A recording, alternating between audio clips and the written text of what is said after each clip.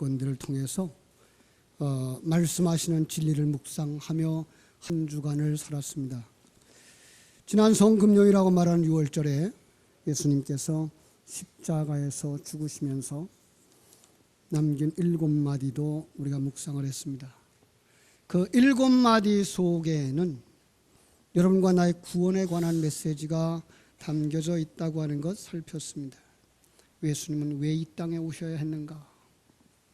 왜 십자가에서 죽으셔야 했는가? 그리고 우리는 이제부터 어떻게 살아야 되는가? 묵상하면서 하나님께서 우리에게 새로운 은혜들을 많이 불어넣어 주셨습니다. 우리 속에 얼마나 아직도 죄가 남아있는가를 들춰 보여주셨습니다. 목사의 속에 얼마나 아직도 자기가 남아있는가, 옛사람이 남아있는가, 우리 성도들 속에 아직도 얼마나 자기가 남아있는가를 들춰 보여주셨습니다. 그것 때문에 주님께서 십자가 지셨다는 사실도 우리는 고백하였습니다. 이제 부활절, 그 사망의 권세를 이기시고 부활하신 예수님에 대하여서 우리가 같이 묵상하며 그 십자가에 담아주신, 그 부활에 담아주신 하나님의 사랑을 묵상하려고 합니다.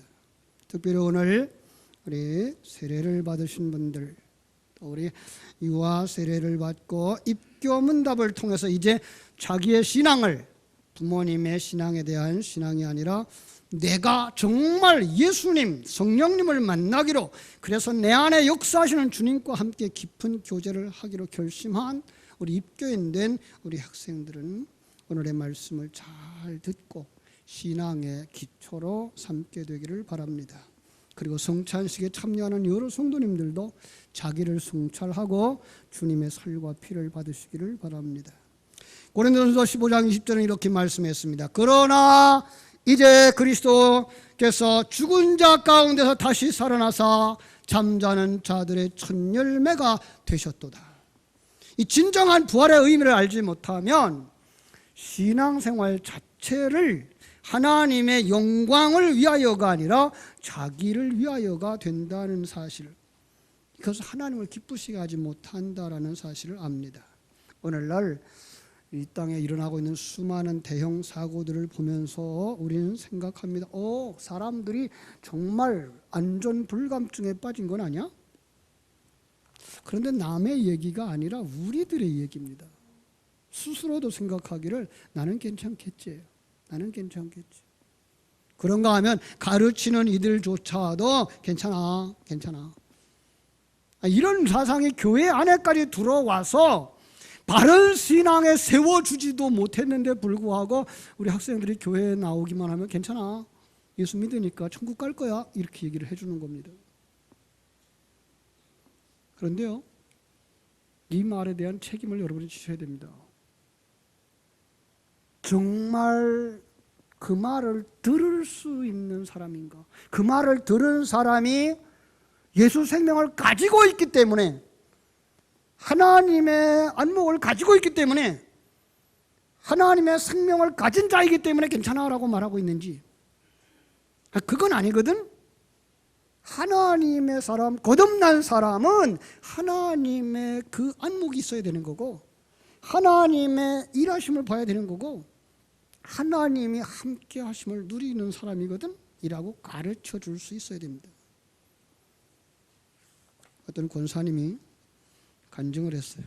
다른 분과 만나는 그 만남을 통해서 그분이 갈등하고 있더라는 거예요. 신앙생활을 오래 했고 곁에는 오래된 권사님들이 계신데 불구하고 그 권사님들한테 자기의 그 갈등의 문제를 얘기해도 시원하게 대답해 주지 않는데 못하더라는 거야. 그런데 권사님과 상담을 하면서 권사님이 시원스럽게 대답을 해 주었더니, 목사님, 그 권사님 교회가 어디예요? 라고 묻기를 했다 그래요. 그렇습니다. 여러분, 이 세상에는요 정말 혼란스러워하는 사람들이 많습니다. 신앙생활 바르게 하지 못하고 신앙생활의 목적을 바르게 두지 못하기 때문에 신앙생활을 오래 하면 오래 할수록 갈등하는 경우들을 바라보게 됩니다. 여러분, 그런 사람들에게 괜찮아라고 말하면 됩니까?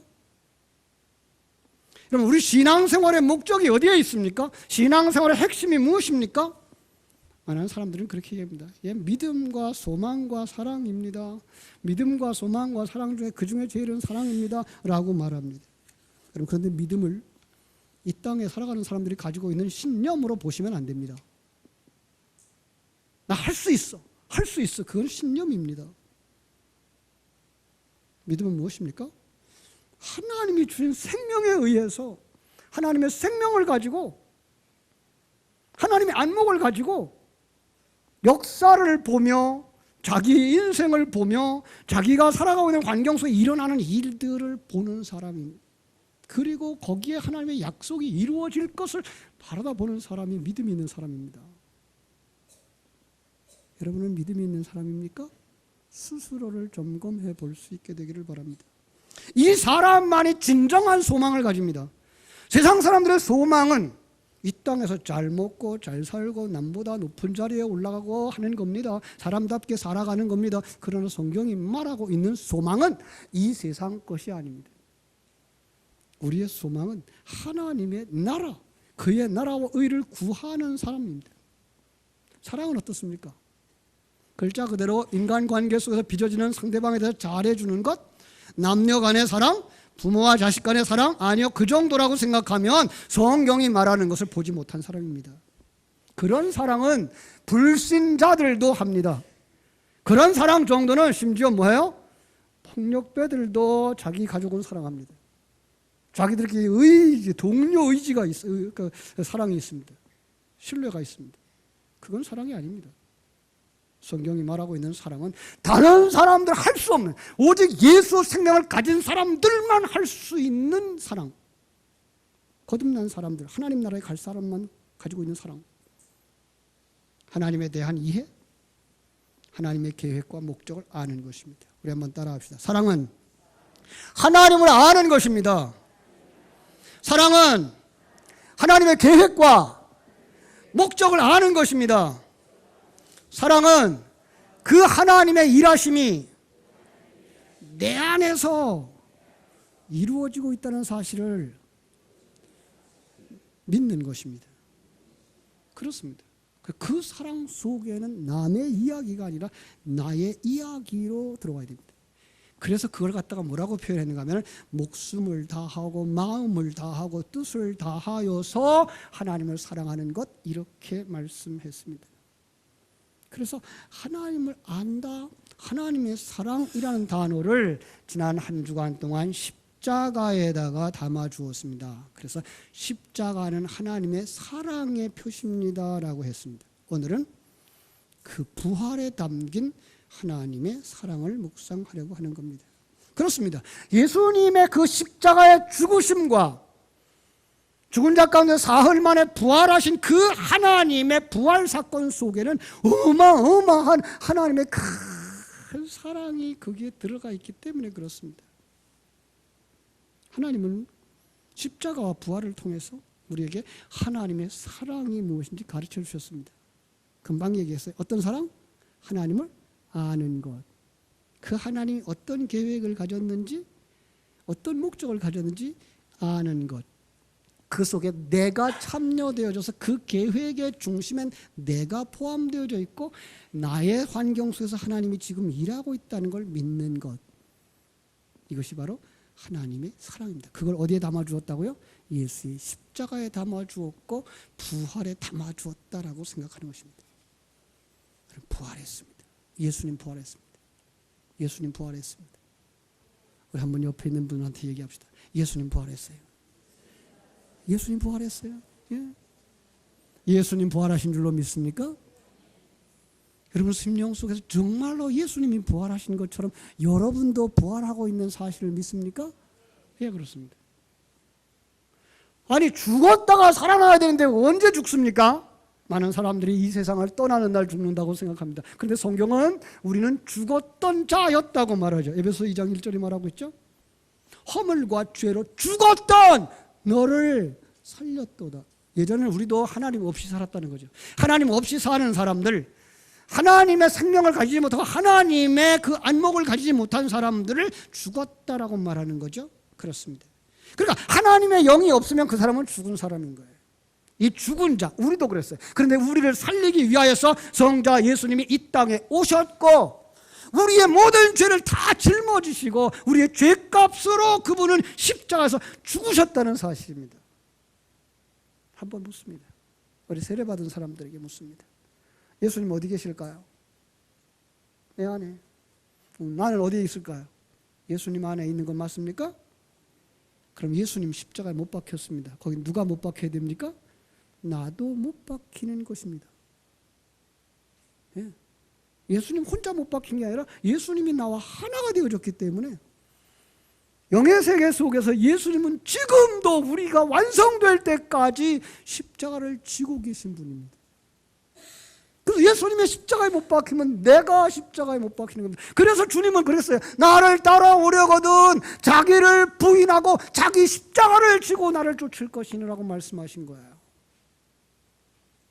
그리고 예수님은 부활하셨어요. 시간과 공간 세계 속에서는 2000년 전에 부활하셨는데 영의 세계 속에서는 지금도 부활하고 계십니다. 누구를 품고? 나를 품고. 그래서 예수 안에서 내가 부활의 과정을 거쳐가는 것이 바로 성도들의 신앙생활인 겁니다. 믿습니까? 자, 우리는 그래서 이제 산자입니다. 성도의 정체성, 그것은 바로 산자입니다. 산자는 뭐가 있다고요? 하나님의 생명이 있다고요. 산자는 뭐가 있다고요? 하나님의 안목이 있다고요. 산자는 뭐가 있다고요? 하나님의 가치관이 있다고요. 믿습니까? 그리고 그분이 지금 나 안에서 내 환경 속에 나를 만들고 있다는 사실을 아는 것입니다. 아는 것. 바로 성도들은 그걸 갖다가 산자, 부활한 자, 처음 열매에 참여한 자 이렇게 말하는 겁니다. 이제는 소경이 아니고 눈뜬 자입니다. 이제 앉은뱅이가 아니고 앉은 자리에서 일어난 자입니다. 만약에 어떤 사람이 예수를 믿는다고 말하지만 아직도 그 생각이 세상 사람들과 똑같다면 자기 점검해 봐야 됩니다. 아직도 이름만 신자는 아닌가. 예. 그 사람에게 괜찮아라고 말하면 안 됩니다. 마지막 주님 앞에 설 때에 심판을 받고 천국에 갈 수 있느냐 없느냐의 그 점수의 한계가 뭐라고요? 예수를 믿느냐 믿지 않느냐, 예수 생명을 가지고 살았느냐 그렇게 살지 아니하느냐입니다. 그 생명이 없이 살고 부활한 생명이 없이 살고 부활의 삶이 없었다면 그 사람은 지옥 가는 사람입니다. 여러분은 한 사람도 거기에 포함되지 않기를 주님의 이름으로 축원합니다. 여러분 다 이 예수 생명 가지고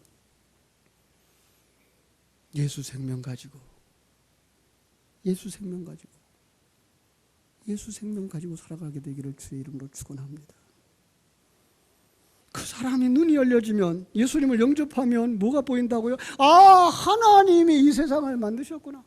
아, 하나님이 저 사람도 만들었구나. 아, 하나님이 이 사건도 다스리고 계시는구나. 이 시간과 공간 세계가 나를 재창조하기 위해서 하나님이 사용하시는 장소구나.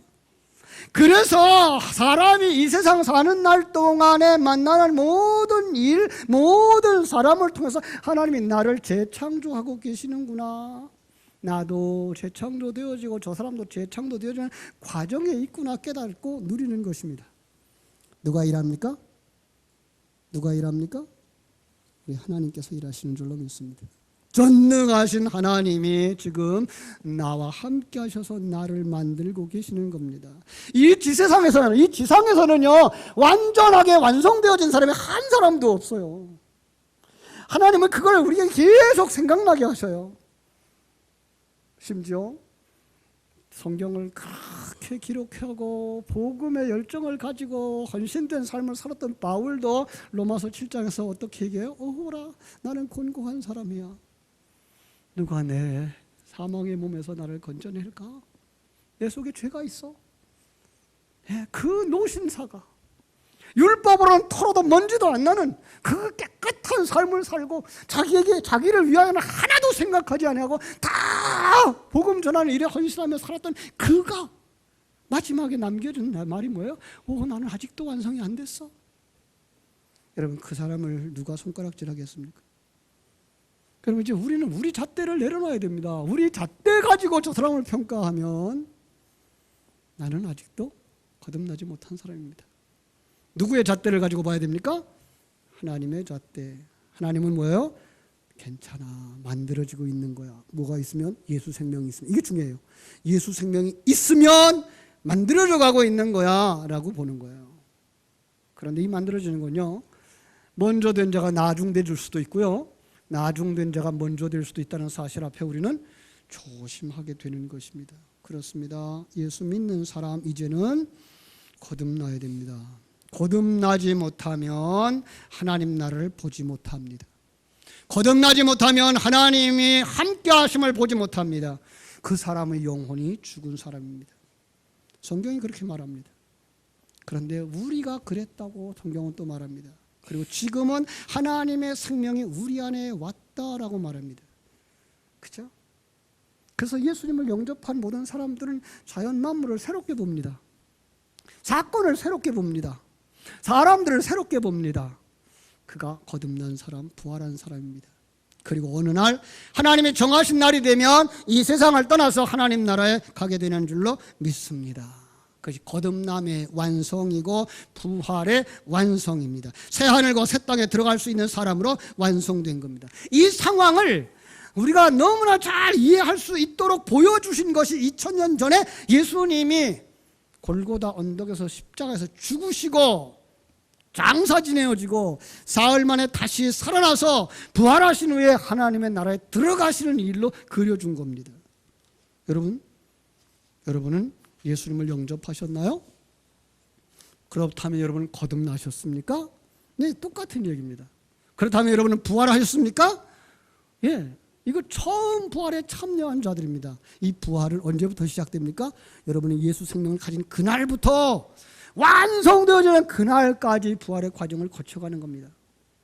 우리가 생각하는 한순간에 휙 올라오는 부활이 아니라 재창조의 과정. 그래서 우리는 하나님의 생명을 가진 자지만 아직도 우리 속에 옛사람이 남아있어서 스스로도 아프고 스스로도 하나님 앞에 무릎 꿇고 회개하게 되고 때로는 이 옛사람 때문에 상대방을 아프게도 하고 힘들게도 하고 하나님은 그 속에서 우리를 만드셔요.